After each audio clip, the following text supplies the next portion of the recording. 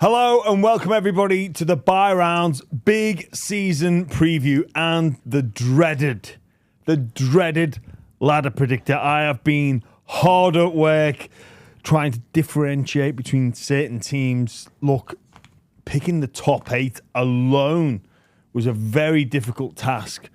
So many quality sides to miss out. As I've previously said, Charlie, I think this year could see the appetite for a wild card game in the finals really start to gather momentum and take off because the evidence is starting to gather. And I say that because there's quality teams missed out last year. We only have to look at who finished outside the 8. The Dolphins, who had a shocking start to the season. They would have warranted a place in the final had everybody been fit at the back end of the year. We look at teams like South Sydney that didn't make the 8. The West Tigers that started to come good. Maybe for once they have a stable year. If they can be stable off the field, stable on the field, who knows where Benji Marshall can take this team. I'd love a wild card. I love that you said that. I actually think it's time, isn't it? There's enough quality. We used to have so many, and I don't have a better word than this, shit teams that were average. This year there's only a couple of teams that are not that good in my eyes, but a wild card makes perfect sense. 6v10, 8v9. No, sorry, 7v10, 8v9. It'd be awesome. And it's 2 extra elite games of footy. If we're looking at when teams go to when we expand to 20 and we're going to shorten the competition, well, there's that extra week that you straight away give the broadcasters. You know, there's 2 extra games they get because we can't lose games because then we lose revenue. Big games. Huge games. Like huge games. 7v10, 8v9 be thrilling. And yeah, there'd be at an disadvantage for all those teams to get the week off. But who cares? It would be bloody fantastic. And I think, you know, as the comp grows to at least 19 teams with... Look, I've got one of the things about what I believe will happen this year will be the announcement of a new TV deal and a competition restructure. I imagine the NRL will look to announce rather the 20th NRL team in and around maybe 2028, 2030 perhaps. We're in 2026 now, it sounds strange to say, but 4 years and a 20th team I think is a realistic possibility. New Zealand, is that what you're thinking? That is where it looks as if a team will enter the competition from New Zealand. I say that because of the state of origin push there, the focus around being the biggest sport in Australia and the Pacifica and New Zealand. I think the NRL will look to capitalise on the momentum and the interest in the NRL over across the ditch in the Tasman. For me, it ticks so many boxes. You know, it's there for the taking with respect to other areas. You know, we've seen a recent addition in Queensland. We've obviously gone to Perth.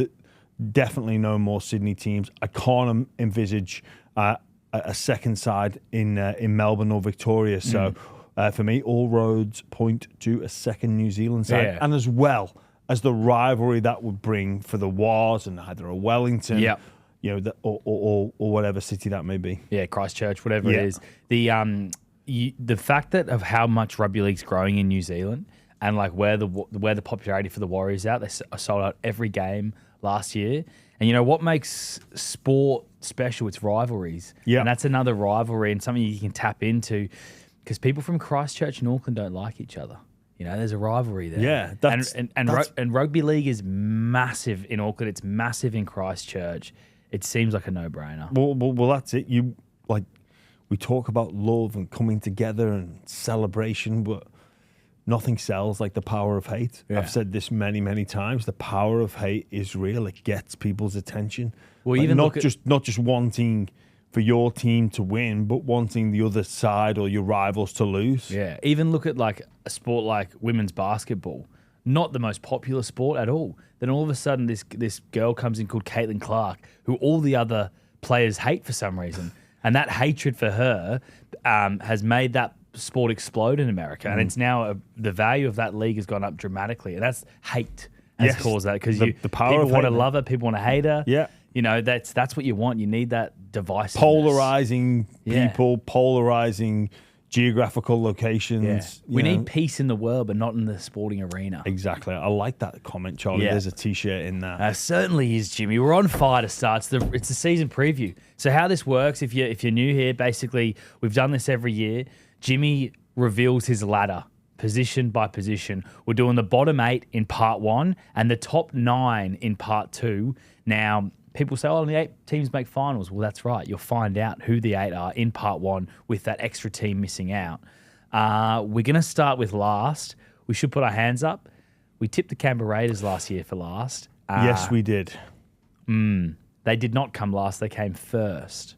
Yes. So the team who I will read out maybe would be celebrating. Could be winning the premiership. Could be winning maybe. the premiership if last year is anything to go by. People often they mock you for your mistakes, and I'm not a particular fan of trying to predict the roster. There's so many pick the ladder rather. There's so many uncontrollable variables that are out of not just the players, the coach's hands, but also the pundits' hands. We don't have a crystal ball on who's going to have a breakout year, who's going to be injured, the storylines that are about to unfold. We look back to last year, and I think even Manly were favoured by many to be a top 4, certainly a top 8 side, and the bombshell that DCE dropped, early on in the season just completely derailed them. We can't foresee that, but I've had a crack at piecing together my ladder. Now, a lot of people will know this phrase when they hear me talk about it. It's the middle 8, which I've got real interest in for this season. And for me, a lot of the teams in and around what I consider the middle 8 jostling for position with one another. But my question to those teams, the challenge to those teams is who's going to break away? Who's going to be the team that doesn't just beat the ones close to them, but they have a few slip-ups against some bottom 4 sides or bottom 5 sides? Unfortunately, we see a lot of those teams, inconsistency is their issue. They can beat the best on their day, but they fail on some of the most regulatory, just standard games that they're supposed to turn up and win. 2 sides that were incredibly guilty of that last season, the Cronulla Sharks, beat Melbourne at home, yet struggled to even perform against the Sydney Roosters side that were literally getting blokes off the work site to come and play for them. Another example of a side that were inconsistent. You look at the Dolphins, poor start, losing their first 4, but then they beat Penrith, they beat Melbourne, and they decimated the Bulldogs. Like 3 top 4 sides there that they beat when they weren't expected to, so they could get up for it. Go back and look at Dolphins' year. They actually lost to eventual wooden spooners, the Newcastle Knights, twice. Yeah. They finished on 12 wins and 12 losses. Had they have won those 2 games, they catapult themselves up to 6. It's fine margins. Margins. When you think of all the classy victories that the Dolphins had, they couldn't beat last year's wooden spooners. Even one win puts them, well, maybe on points difference, it's equal with the Roosters. But yeah, the 2 wins sees the Roosters drop out. Penrith finish 8th, and Dolphins are maybe 6th or 7th. Yeah, it's crazy. It's crazy how close it is. Yeah. It's very cliche, but there really is like no easy games in the NRL. No, and when we talk about the fine margins, it's which one of those teams in the middle 8 can iron that out, because that can. I think it genuinely could catapult one of those teams into the top 4. I think there's an absolute moral for the spoon this year, but I don't think we have the same spoon. Who have you got with the wooden spoon, Jimmy? Bottom of the ladder this year. Unfortunately, I'm going to go DJ repeat. The Knights back to back. Yeah, I'm going to have the Knights in there. I say this because I think there's a lot of pressure in and around the joint. And, Yes, Justin Holbrook goes in as a new coach with new ideas. I just think there's so much difficulty in and around that football club with who plays where. We've had long discussions about Dylan Brown coming over. This wasn't a Holbrook signing. He was signed as a number 7. He's expected to play number 6. He's expected to win them games. In what I've previously seen of Dylan Brown at Parramatta, and I'm not mentioning New Zealand, I'm saying at Parramatta, it seemed that was a task that was out of his reach to be able to do that. Now, granted, he'll get arguably better support with Sandon Smith alongside him as opposed to maybe a Jake Arthur, perhaps. It might even be Fletcher Sharp. Maybe a Fletcher Sharp. Maybe that's a better combination for him. But I just think there's so much pressure, so much scrutiny, and even again, we're looking ahead at what may or may not happen this year. The future of Kalen Ponga is always a subject that seems to come up throughout any rugby league season. If Newcastle aren't starting well, if they're not playing particularly well, they're not getting results, then that is going to be in the spotlight, which again adds so much pressure. There are some things to like about Newcastle. At certain stages last year, they did look like they had the ability to defend. That did drift with time.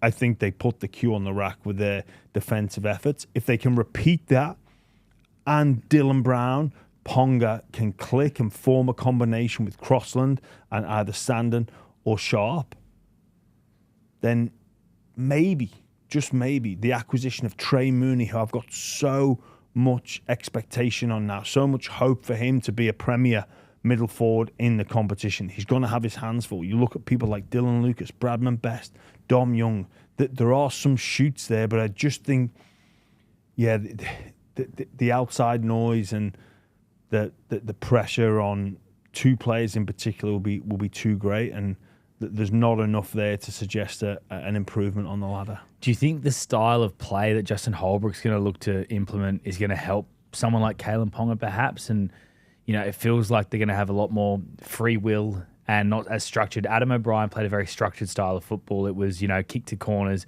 and then muscle up in defence and go through the middle. They haven't got the players anymore to play that style of footy with their forward pack being really depleted over the last couple of years. And you look at the players they've lost this year as well. Adam Elliott, Leo Thompson, Kai Pearce-Paul, Jack Hetherington. There's a lot of quality front rowers leaving and forwards leaving. Will the freedom of that, we coined it, fuck it footy, will that help some of the attacking players like Dylan Brown and Kalen Ponga? Well, it has the potential to, and I'm glad you're seeing the positive side to that. We speak about fine margins, and that style of football, the margins are quite fine. There's many a coach out there that in a 3-on-2 situation, if the fullback goes for the cutout pass and throws it into touch, they would review that and say, look, it's an execution thing. We want that person to throw that pass. Or you've got a Kai Pearce-Paul into the line, looking to promote the football and get some second phase. You could argue many a coaches they're okay with that level of risk and that going wrong. And maybe Coach O'Brien comes to his players and says, this is how we're going to play. We're going to live and die by the sword. And there are some positives to that. If it comes off, they can get momentum. And the scoring points, they keep the football, the possession stats going their way. However, that said, Newcastle need to defend. And if that style of football goes wrong, or you have that attitude in it's okay to make mistakes and we're going to try everything, it's almost impossible to switch your mentality to we're going to just play as we see, have this freedom, to then go, we're going to be steely in defence. I think the attitude has to be across the board. So if that attitude is there in attack, we'll see that filter through into the defence of the Newcastle Knights, which, like I say, was a bit of a standout. They were doing the hardest part of the game quite well in the beginning and middle of the season. It then fell off a cliff, perhaps because O'Brien was leaving, perhaps because they'd resigned themselves to the wooden spoon, perhaps because they'd given up. Now, within a game of football in the 80 minutes, if you're trying things, and especially the spine players are trying things, and that young, inexperienced middle, they're up against it going, well, why don't we just hold on to the footy? Again, the potential for not internal conflict, but an internal challenge of ideas and ideals and how we're going to play the game and what's best suited. It was interesting, Luke Keary talking about Sandon Smith and his combination with Dylan Brown, and he spoke about Sandon Smith, how he can produce so many magical moments, but at times he overplays his hand and needs to be more conservative. Do you think that's the kind of halfback they need alongside Dylan Brown and Kalen Ponga? And is it a bit like when Billy Walters came in for the Broncos and just he didn't try to do too much because they had Reece Walsh at the back? Is that the kind of the style of half they need? Well, from the outside looking in, if you're assembling that roster as best way possible, you don't really need your 7 to be the master creator. It's about kicking well, finishing your sets off, putting the opposition in difficult places, and then playing nice and square into the line and getting the ball to the strike that is Kalen Ponga, and let him do his magic. Let him get on the outside. Let him maximise those 3-on-2s. Same with Dylan Brown. Have him on the left-hand side running the show. Maybe play short and then on the keep going, loop around and combine with Dylan Brown. So it's going to be really interesting to see how Newcastle take to the field in round one, what combination they actually go with. It's a bit of a mystery at the moment.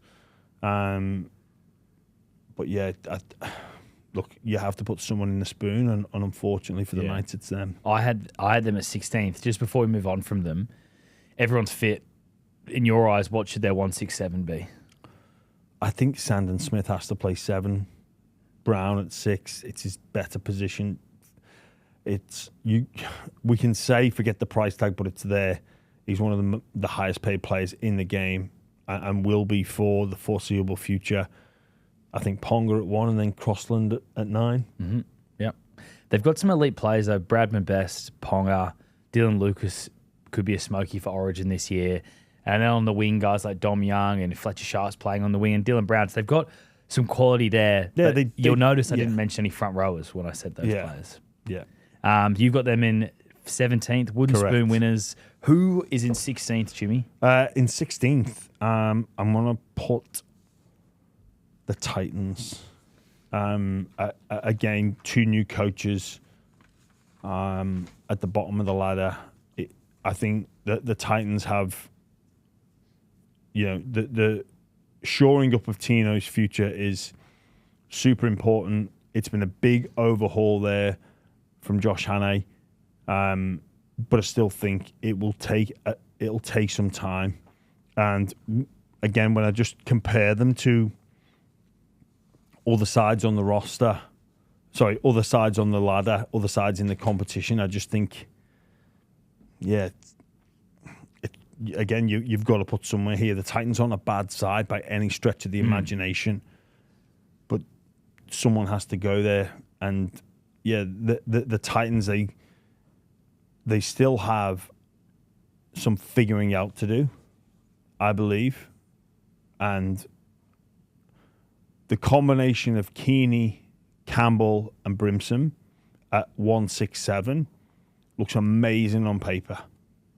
It looks amazing. And you start to dare to dream about the attacking traits of those 3 players when they can combine. But it's 3 fullbacks. It's 3 players in my mind that are best served playing in the 1 jersey. Yeah. And 3 doesn't go into 1. Do you think Campbell can turn into a 7? Or do you think even if he can transform his half game, he'd be better off playing as a 5'8"? Yeah. I think he'd be better. When you look at players that have changed position between in spine situations, usually it's the 1 and the 6 that are the most similar. Darren Lockyer springs to mind. Carmichael Hunt springs to mind. it's usually the similarities in the style of game that are played in the 1 and the 6. They cross over the best. Now there are numbers of 6s and 7s that have swapped in years gone by, but the team on paper, those players better served at 1.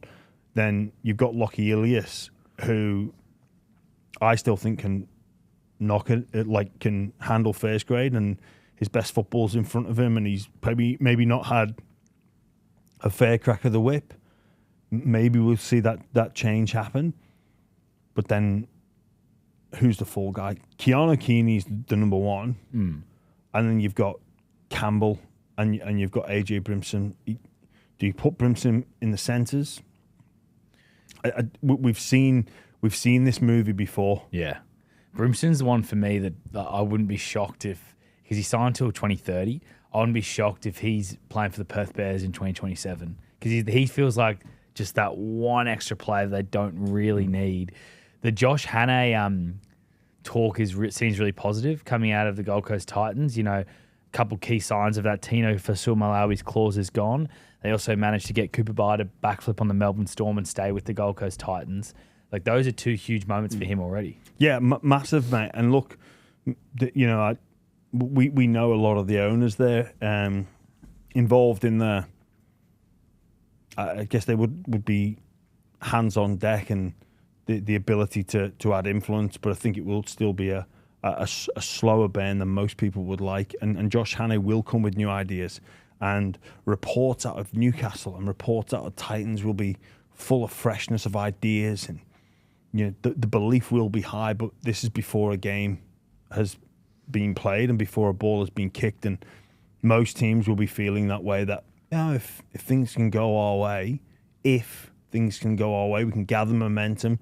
We could be the Canberra, and sometimes to be the Canberra of last year, you just need a game. I think back to the Raiders last year and their performance at home, their last-minute win against the Sharks was the catalyst for the season that they had.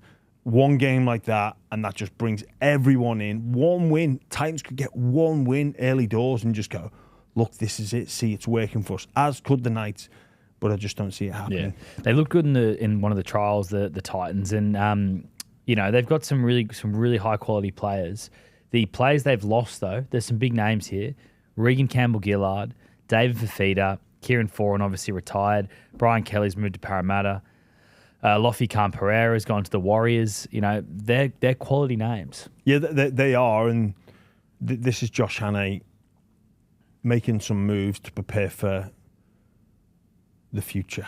And the future is this season, but you'd be under no illusions going up there that this might be a 3-year project before we get dividends on some of our decisions, which is to move the likes of David Fafita, Regan Campbell-Gillard on. Yeah. Like, that's not going to be an instant turnaround. It's going to take time. Yeah. Do you like Curtis Morin as a signing for the Titans? He's one of their main signings. They also brought in Max Fingai and Luke Summerton from the Panthers as well. I really like that signing. Morin's a bloke that just works really hard. If he was a couple of inches taller and a little bit bigger, I've heard people at the Dog say he would have played State of Origin. Unfortunately, just his size lets him down. But his size is an issue. But he plays tougher than anybody. Plays well above his weight. He'll be a quality signing. So far, the ladder hasn't changed from 2025. We've got a repeat of the Titans in 17th. Sorry, the Knights in 17th, the Titans in 16th. Who is 15th, Jimmy? Yeah, well, it's 6 again, Charlie. The Dragons. It is the Dragons. I've got them in 15th. Yeah, they're my morals for the spoon. Absolute morals. You think they're spooners? Yeah, I think they're the spooners. But let's hear why you've got them in 15th, Jimmy. Why have you got them above the Titans and the Knights? Well, first off, just on the Dragons, they're going to be bullish on their season because there was a multitude of games last year that they were so close to winning. And that's fine. That's true. But what type of player gets you over the line in those games? Like if you're losing by a point or losing by one try or less, and we can put the stats, and just like we said about the Dolphins at the top of show, if they beat Newcastle, here's where they are. Like if the Dragons, they'll be talking internally about, well, if we can change four of those 6 into wins by a try or less, then we're laughing and we're going to play finals. And you can make it sound as simple as that. But the reality of the situation is it is incredibly difficult to win those games of football, and you need class to get those victories. The Dragons work really, really hard for one another. They really do. And that's their greatest strength. And I believe they play for their coach. Then you look at the spine makeup and the acquisition of Atkinson from Cronulla. I think the Dragons are at their most dangerous when Cook and Liddle are on the field at the same time. I think that's their best attacking weapon. I think that's their best way to play football. Whether or not they want to admit that is another story. Because sometimes it's not something you want to admit. You want your 7 and your 6 being heavily involved, and really the strike is with Luciano Leilua to an extent. Sewer on the other edge. Sewer is a bit more crash into the line, or Val Holmes with that touch of class. But just on Atkinson, he's not played a lot of football. No. He's not played a lot of football, and he's not really known as being a number 7. When I've seen him play, there's little memories there of him playing at the Sharks, and it didn't scream, I'm an organising half. It didn't scream that when I watched him play. I could be wrong. Not watched him in reserve grade, but there's nothing there for me that was standing out saying, oh, he'd be a quality number 7 for a team. I think he'd be probably a good 14 for a team based off what I've seen. I could be proven completely wrong, but that's what I've seen so far. And we've got then the Kyle Flanagan situation, publicly outed as being signed as a 14, but he's filling a hole. And the external noise, whether we like it or we're not, and I've been part of teams where, been very good at not listening externally, but that is when you're winning. But when you're losing or you're not in good form, that's when the noise has an ability to break down the imprint, the wall that you put up. But it's an issue for the Dragons to father some combination that is going to be spoke about. Yeah, and they could just get pumped by the Dogs in that first game as well, over in Las Vegas on the stage like that, and it could really, you've derailed them at the start. I mean, they've got the worst halves in the league by a fair distance, probably, in Kyle Flanagan and Atkinson. When you compare it to every other team, the teams that you just mentioned before that coming last, like you'd take Dylan Brown, Sam Smith over them. You'd take every other team's halves over Kyle Flanagan and Atkinson. Absolutely. I mean, like if you ranking halves combination, look, I've heard Kyle Flanagan come out after a game and go, "Oh, not bad for the worst halves combination in the comp." Like, I think it's not necessarily an insult. You're an NRL halfback. Like, you're in the building. Like, which is more than I can ever say, more than you can ever say. Yeah. Like, you're in the building. Yeah. Like, well done. You're going to win some games, but if you put a pot, the question then would be, who do you rate? But obviously he's not going to say, or they're not going to say who they think is quote unquote worse than them. But I mean, there does seem to be something lacking. And like I say, when I watched the Dragons play last year, Cook and Liddle on at the same time, that's when they looked a threat. Yeah. Well, you think about how many true Origin players do they have? Val Holmes, yep. And maybe Sewer's a fringe Queenslander. Yeah. And then you look at the rest of their roster and you're like, all right, there's a lot of good young players. And you know what? This forward pack, these guys like Dylan Egan, Pacifici Tonga, Toby and Ryan Couchman, Hamish Stewart, Halangahu, in 5 years, that might be the best forward pack in the game. Who Might- knows? Who well- knows? But right now, it's not. I'll tell you, Charlie, this talk, Dragons Young's forward, yeah, that's true. But so do a lot of other teams. There's a crop of about 4 or 5 there. And you say maybe in 5 years' time, be highly unlikely to see those 4 or 5 players to excel together, peak together at a rep level or at a level that people go, this is one of the best packs in the competition. For me, those young Dragons forwards are a bit like the middle 8 of the competition. Who's gonna kick? Because really, they're not going to do it together. Like, we'll talk about teams and how they hunt as a pack, but I want one of those. If I'm Flanagan or Innes or Young, I want one of those lads to go and shoot the lights out. And it's not about changing the talk externally about, oh, Hamish Stewart, what a player he is, or Dylan Egan, or oh, it's Toby Couchman is the one. It's about them making a genuine superstar forward. And ultimately, it's up to one of those players to get the ball by the horns and say, I'm going. It's up to you whether you come with me. I'm going to separate myself from this pack. Speaking of the pack, they've lost some players. Jack DeBellin, 250 games in the NRL almost. David Clemmer the same. He's out the building. These are 2 very experienced front rowers. They lost Frankie Molo during the season. He made the mid-season switch to the Dolphins. Then you've got some other guys leaving like Viliami Fafita, Jonah Glover obviously went to the Bunnies, Lockie Ilias. But there's 2 big names there in DeBellin and Clemmer. And yeah, they're not at their peak of their powers anymore, but still, you like to have experienced forwards. And yes, they brought in Josh Kerr, but DeBellin leaving is going to be a big hole for them. Yeah, I think he will leave a big hole. Probably since Flanagan came to the club, probably not as big a fan as DeBellin's style as maybe previous coaches. But Parramatta have given him a year deal with a player option from memory. So there is still something there. Jack missed a lot of football. I still think he can mix it. And yeah, those young, inexperienced forwards that we're talking about, and you do have Sewer, who can, and Cook with that little bit of experience, but actually in the trenches, in the middle, it may have come in handy, and it may have been a reason why in some of those games last year it was tighter than expected, that they managed to even get to that level, if that makes sense. Yeah, it does. So the ladder so far is exactly the same It in is. 2026. I'm guessing you haven't got the Bunnies in 14th, Jimmy. No, I don't. Unfortunately, next is the Cowboys. Okay. I just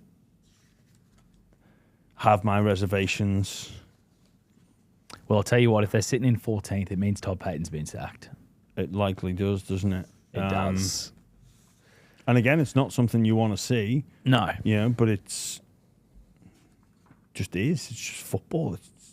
It's the business. It's the industry. It's the job title. Like, they've had a restructure at board level, and Michael Luck's the new CEO, and that's brilliant. But they're not performing. Michael Luck doesn't go. Yeah. The board don't get swept. Yeah. Not the Cowboys anyway. No. Like, it's Coach Payton, unfortunately. And even during the off-season, Payton, he survived the review. When everyone heard the review, everyone thought he was gone anyway. The talk is he's got 10 games to save his season. And the team's too good. Like, on paper, it's too good to become 14th. They got the Queensland 7 in Tom Dearden. They got an elite fullback in Scott Drinkwater. They've got an origin winger in Murray Taulagi. They've got one of the great young players in Jackson Purdue in the centres. You know, they've got Helam Lukey and Jeremiah Nane in the back row. They've got Jason Tamalolo, who, yes, isn't prime Jason Tamalolo, but he's still a great player. They brought Reed Marnie in at hooker, who just is a great replacement for Reece Robson. Like, the team's too good to underperform. Yeah, but you know what, Charlie? This narrative now where, they're good on paper, they're too good to perform. I've got the Cowboys there, and they're 14th.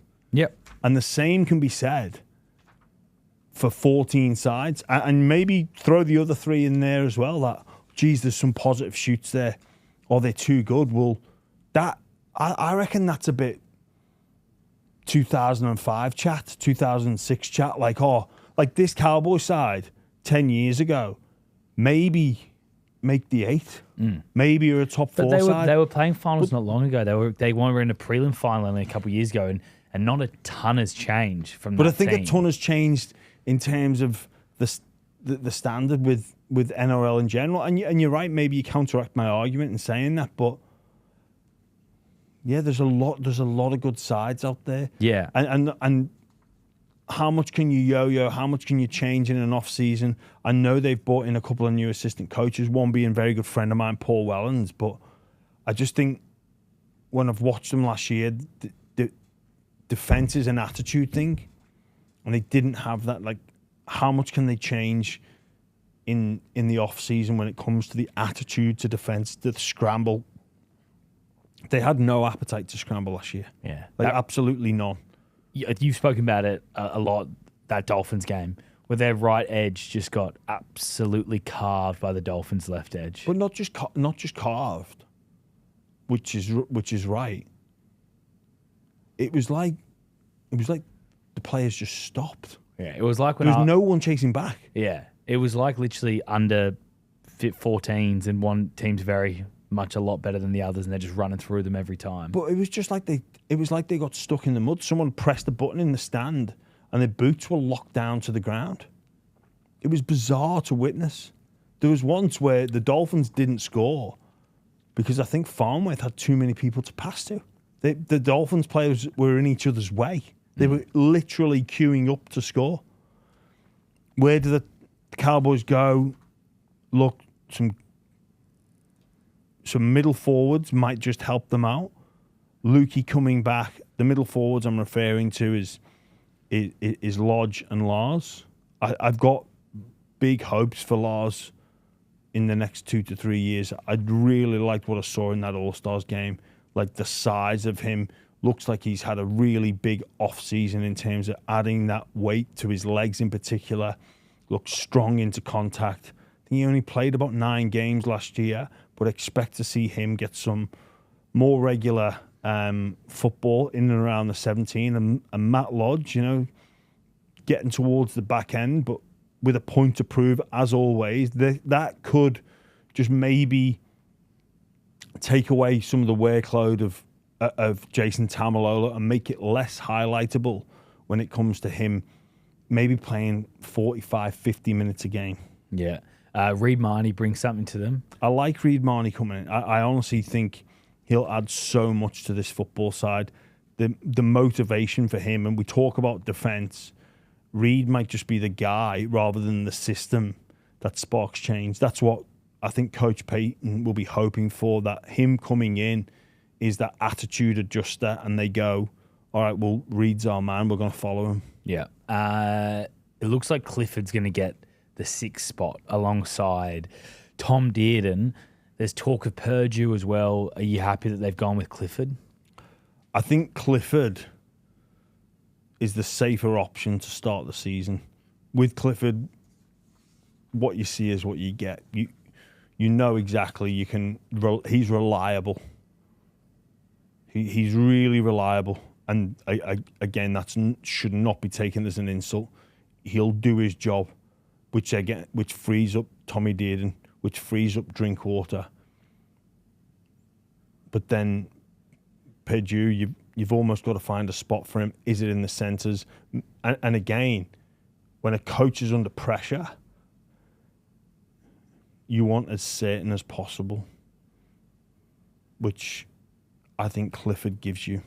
I think Clifford gives you more certainty around performance. He's not a big drain on resources. When you've got all this pressure going on about how you want to defend and how you're going to approach defence, we can just put Clifford in and just tell him what to do as the halfback, where I think Purdue at 6 and Dearden at 5'8" requires more from a resource perspective when it comes to coaching.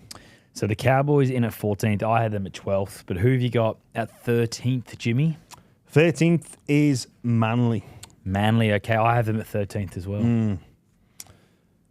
And it's probably being, in reflection, just maybe a bit generous with where they're at and some of the potential for this season to go really wrong. Yeah, there's a lot of things that if the dominoes fall, could be disastrous. And one's obviously losing their spiritual leader in Jake Trbojevic, he's come out and said that he's basically one head knock away from pulling the pin. We hope that doesn't happen. Everyone in the game hopes that doesn't happen. You've got Tom Trbojevic's injury concerns, which there always is some. And then you've also got the Jamal Fogarty replacement of DCE, which hopefully goes well, but also could not go well. Well, for Manly, the analogy for their season is it's full of minefields. As they walk out on the path of 2026, there's minefields all over this place. And there's people waiting to take them out. Look, I think Jason King coming in is a great move. Very calm guy. Despite playing in the front row, he's a fiery character. But we've spoke to him here on the podcast.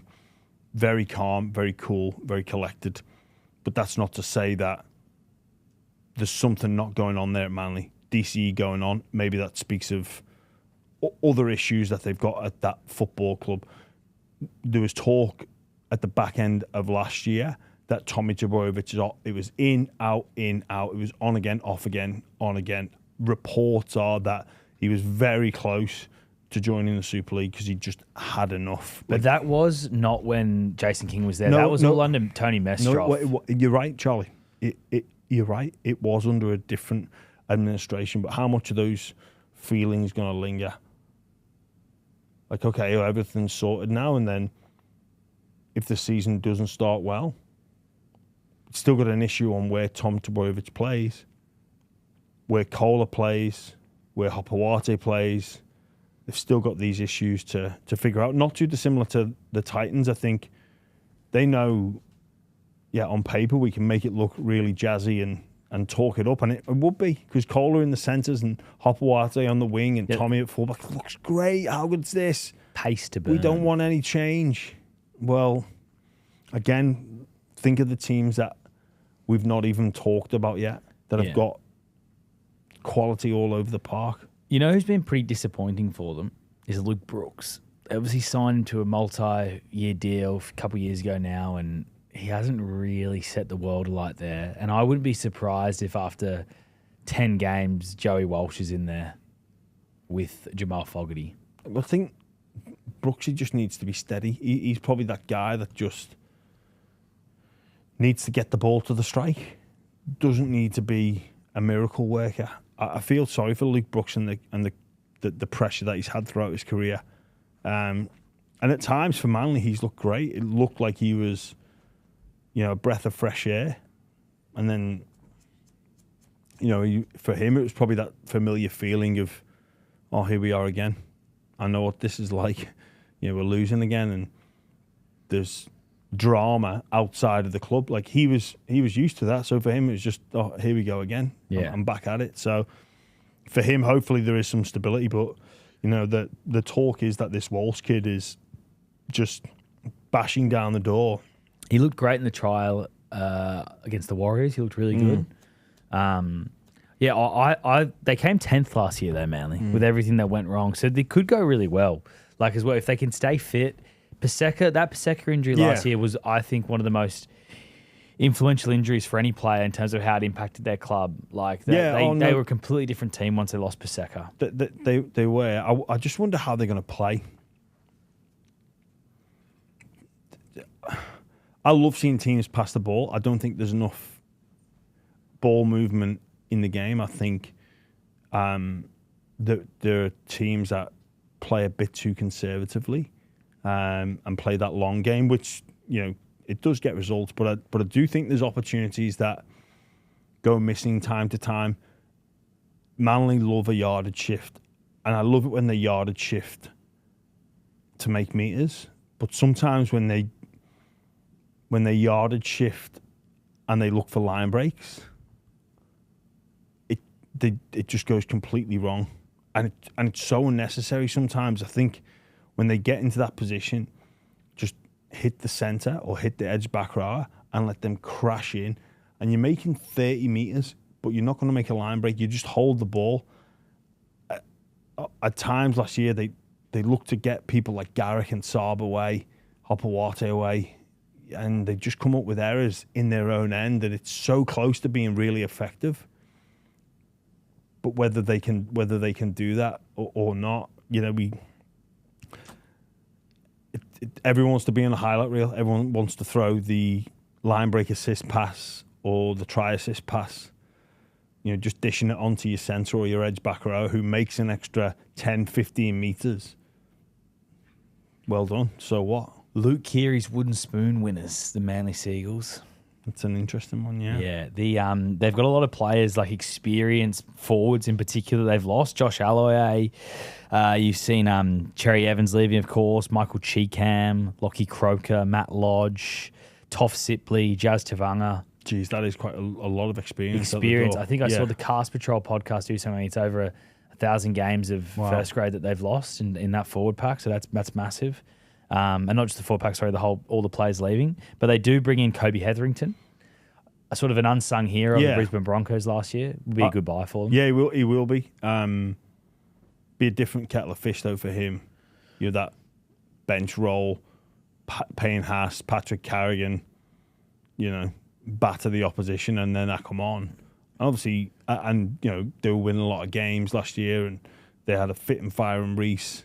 It's going to be different for him. Yeah, and it's up to him whether or not he excels in that role, or he's just one of those players that gets a premiership, but then that's it.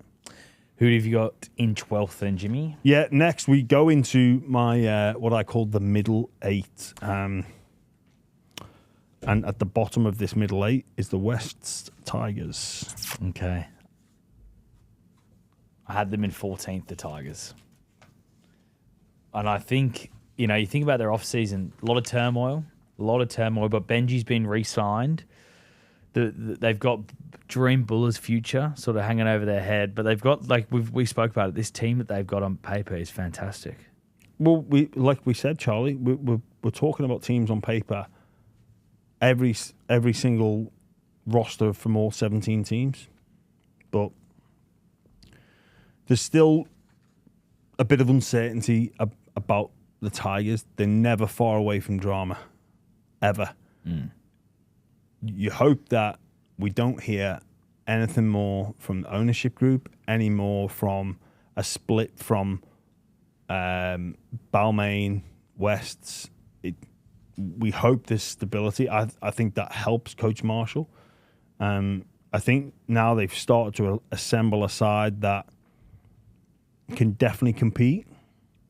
Attacking wise, I think with Luai being the main man, Dewey very steady, got it, and not in an offensive way. I think Dewey brings so much to that team. He almost forced the club's hand to say, "I'm your man to play 7, put Luai in the 6." How that affects, some of the younger halfbacks that were sort of half waiting in the wings. Obviously, Galvin left, but it was Latu Fainu, who was like, well, he can take over the 6. Luai be the 7. Well, that's changed. And then that's Dewey's big boot. There's just that little extra skill. He's got a huge boot on him. Bit more experience. Yeah, and again, like for Coach Marshall, with Adam Dewey, what you see is what you get. Poor blokes, one tackle away from another season-ending injury. That is unfortunate for him, but when he plays, you know exactly what he's going to do. There's not much guessing game in from a coaching perspective on what Adam Dewey is going to bring to the 80 minutes. Yeah, so the main things for you, shut the board up. Shut the board up. A bit more focus on defence. They've got attacking threat all over the shot, and they've got a bit of the Penrith confidence about them. Yeah. When I watched that game against the Bulldogs, there was a lot of emotion around that game. And it worked for them. It really worked for them. Probably not great for Terrell May, but if he doesn't get picked for Origin, that's brilliant for the Tigers. Yeah. Keeps him tuned in. like keeps him motivated. I thought he was awesome last year. He got Yeah. to do so much work. And look, there's an element of disappointment. He didn't make New South Wales, but quietly, I think Tigers be like, yes, Yeah. we're going to get it. We're going to get him even more fired up with an even bigger point to prove. Because that's what he approached the season with last year. It was a massive point to prove. Roosters let him go. They were wrong. Then it was the Origin stuff. Well, I'll prove another point. He's going to be massive for them again. Do you know who's going to be big for them? Taylor May as well. Yeah. When he came in like later in the season, he changed so much for that team. Oh, mate, the strike in that centre, just giving him the football so strong. He's been that strike centre that Yeah. they need. And the Stafford Toll was great as well last year Yeah. in the centres, but he just is a little bit of a different level. And they've got that young kid whose name escapes me. Are you talking about Macassini? Yeah, Macassini, that's it. Like huge raps on him. Yeah. Like, you know, Joshy Reynolds said he's like Israel Folau. yeah, like huge raps on him. I mean, if he can be half the player Falau was, then Yeah. they're onto something. You think about they've got an elite fullback in Dream Buller, an elite 5'8" Jerome Luai, an elite winger in Taruva. I think Taruva you'd say is one of the better wingers in the game. Is that fair to say? Or he's up there with the work he gets through his try scoring He can ability. be, yeah, he can be. Taylor May's an elite centre. Front row, would you say Tyrrell May's an elite front Yeah, rower? I think he's in the conversation, yeah. Would Well, you look what his performance last year. Samuel Afinu, Kai Pearce-Paul. Samuel Afinu, I think, is going to be a superstar I this like year. him. I really like that. like- touch of class he brings. And then you got Appy Coruscant, hooker. So an elite Oh, hooker. mate, like- They've got a stacked team. They've got it there. And attacking wise this week. Here's the players they brought in as well. Jock Madden, who's a bit of depth there in the halves for them. Kai Pearce-Paul, Mav Gaia, who Mav Gaia is really interesting. Not long ago, the Penrith Panthers and the Melbourne Storm were fighting for his signature. So he's got someone to give in first grade, and Patrick Herbert comes in as well. They obviously lose Jack Bird. De Silva left during the season. Galvin left during the season. And then outside of that, it's just Charlie Stain. So not a heap Yeah. going out. Yeah. So some stability within the playing roster there. Benji knows what he was working with. He went and got Kai Pearce-Paul, who I imagine was having his head turned by the attacking style of football that the Tigers want to play, that brand of football. It'll be all out attack. I think that's the way the game is trending, but there are some maybe some issues defensively, but that's up for Benji and the staff to rectify. Tigers 12th. Who have you got in 11th? Warriors, Charlie. I had them in 10th. When you really start to do this list, like Warriors fans are going to be furious. But there's a lot of question marks around the Warriors. Yeah, last year it was a huge fall off a cliff, wasn't it? And it was likely, well, it was all down to injury. Yeah, Mitch Barnett and Metcalf ACL injuries completely changed their season. I just, again, this speaks to the quality of the competition. If the Warriors make the 8 or make the 4, I'm not going to be surprised. I've got to put them in some form of order.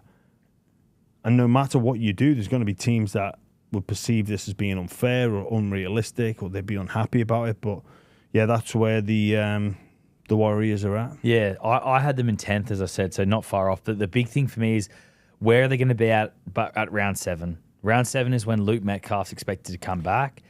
Are they going to be 2-5? Are they going to be 3-3? Like, where are they going to be at? Because if they lose too much ground early, it's going to be really hard for them to make it up. And Barnett, is he going to be right for round 1? Looks unlikely. He comes back in at round 2. They've got a huge, tough first couple games. Well, Roosters round 1, Raiders round 2. Yeah, whoever you play in rounds 1 and rounds 2 is always going to be difficult. And it's a bit strange, really, because a lot of teams maybe haven't quite found their groove. So maybe playing without Metcalf won't affect them as much. Usually speaking, the earlier rounds are a bit more conservative. But I don't know, just the Warriors, it's nothing against them. I think in players like Halasima, they've got an absolute weapon there. Yeah, but it's those fine margins. Like we spoke about, the Dolphins, if they beat the Knights, they'd be playing finals footy. Well, you know what? If the Warriors are 2-4 after 7 games, then that's going to be an issue. Like it's those fine margins, and all these teams competing for the 8. Well, they haven't got their star halfback out for the first 7 weeks of the Yeah. season. So that is literally the difference between coming 10th and 6th. So And, you think the Warriors, their loss to Penrith during Origin last year, like, that was... mate, they lost to Para with 2 rounds to go. Like, they should have been in the top 4. So those 2 wins put them in 4th. Yeah, It's a big if. Yeah, they've got some incredible players though. Like Halasima, as you just said, looking forward to watching him. Fisher Harris and Barnett, when fit, is arguably the best front row combination in the league. Wade Egan's an incredible hooker. Tane Tuapiki, is he their fullback? I think it'd be Nickel Cluckstad to begin with. Sometimes, like, questions like this are a decent headache to have, but Coach Webster has put it out there. Nickel Cluckstad is my fullback. Yep. But I actually like Tuapiki more at the back for them. I think he's a bit more exciting, but I think Chance does more dirty work, and he's not afraid to get his head in places. And that's not saying Tuapiki won't or doesn't, but that's just a real feature of Chance's game. The other guy is Roger Tuivasa-Sheck. Do you put him on the wing? Do you put him in the centres? Do you put him at fullback? Look, I don't know his exact age. I imagine he's the wrong side of 30, but whenever I've watched the Warriors play, I've always thought they look more dangerous with Roger at fullback. And that's 33 just in June. That's just my observations. It's like watching every now and then he'll fill in. It's like, oh. But, sometimes coaches view things differently. Yeah, I'd love them to start Halasima as well and just unleash him. Get him on the field from the start. They've got him on the bench in the second trial. Like, I'd love to just see him start. He played in the centres, but then he's off the bench for this week. I just wonder if centre could be a bit of a sneaky good position for him to play and just have that little bit of extra strike. Maybe. Like, I think that, it's clear that they had that thought. They had that idea. And I don't know what happened in that first trial exactly, but I think that there's something worth investigating. There's something worth persisting with, because we know the type of player he is, and we know the type of runs that he can have. They're not typical edge back row runs. He reminds me of a centre when he plays. So maybe there's something worth, like I say, persisting with or not giving up on just yet. Another great player, they've got Dimitri Valmunga. Love him, young player. He's going to be important for them this year. They brought in Khan Pereira. He should make a wing spot, but he might not. He might not be in that starting team to start the season off, but they've got Bunty Afoa, Tom Ale, Cozzy's leaving, Freddie Lussick's left. He's actually gone to Penrith Panthers. It was interesting. Isaiah Yeo said that Freddie Lussick has trained the house down this offseason, so it could be a real fine for them. Dylan Walker obviously left during the season. He was a big loss for them. So you got the Warriors in 11th. Who's in 10th, Jimmy? Yeah, in 10th position. One of the informed teams to finish last year. Parramatta. So Tony's not happy. Don't make the finals for another year. I had them in 11th. And again, it's nothing against Para. We can talk about the quality that they have, headlined by Mitchell Moses. Zach Lomax leaving. I thought he did so much for that team last year. Like, you can observe Zach's game and go, well, all he does is chase kicks. Sorry, not all he does. One of the features of his games is he chases kicks down. So why doesn't everyone else do it? Well, they don't. They just don't.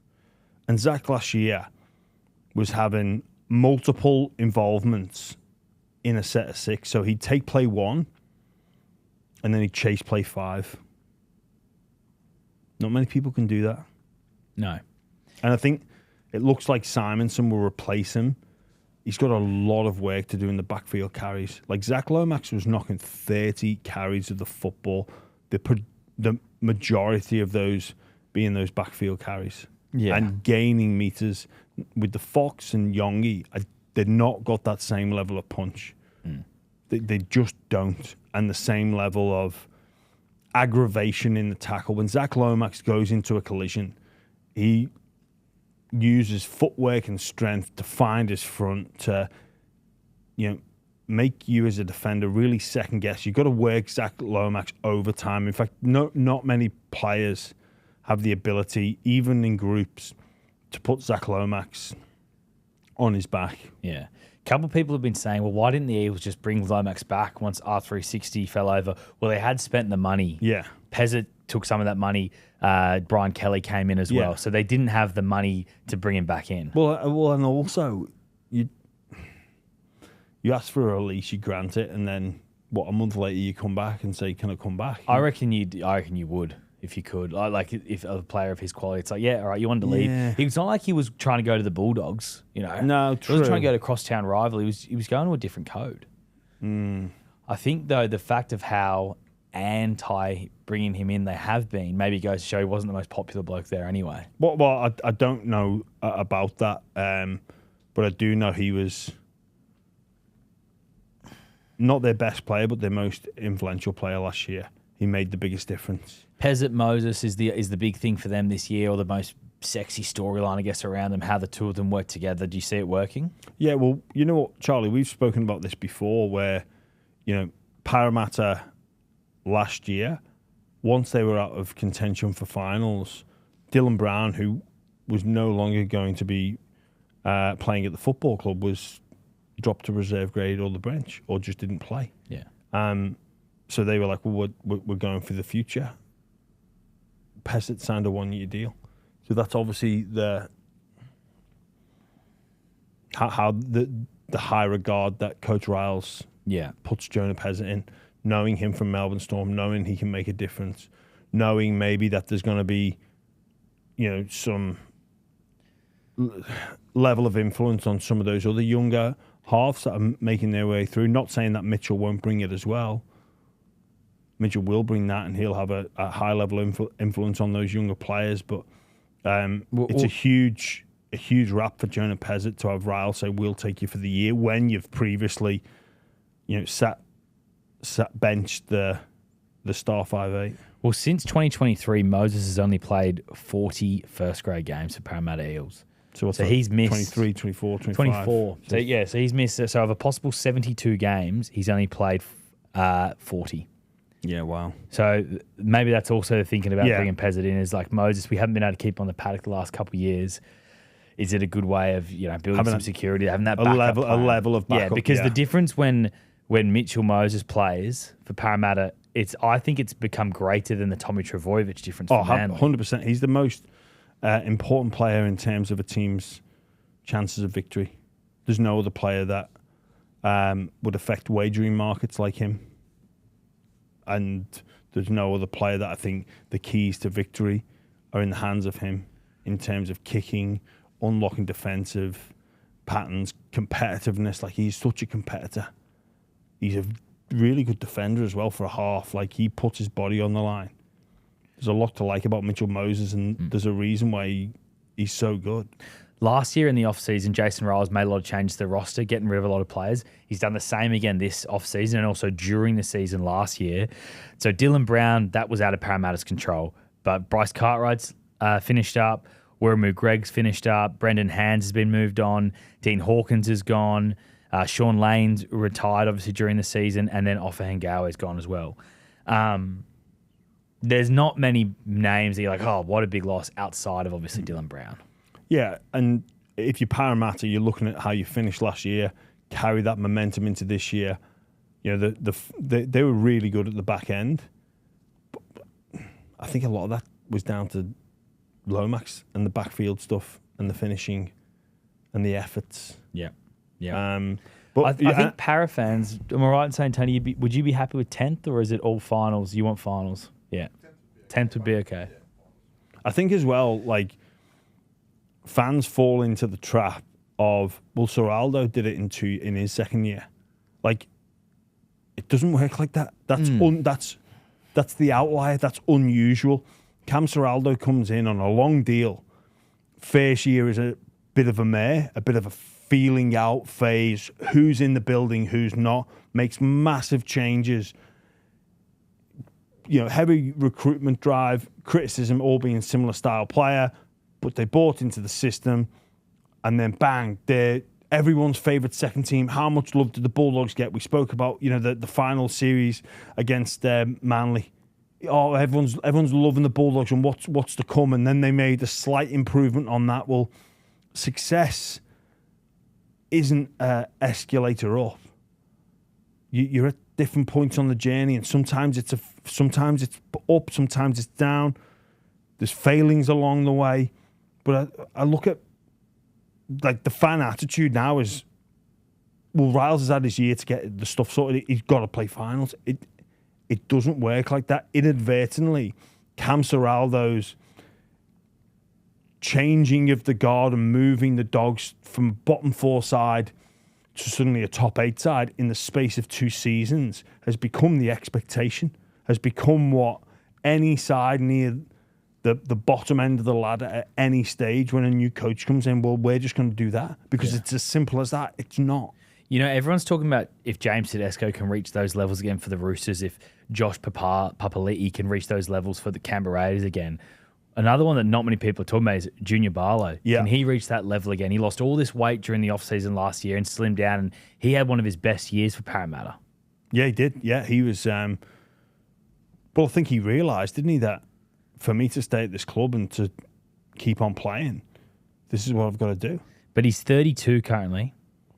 Yeah, that's nothing for a middle forward. Yep. As long as he's got the speed in his legs and the mobility, he'll be fine. Which he does. Yeah, which he still does. got Which he that. showed that he did.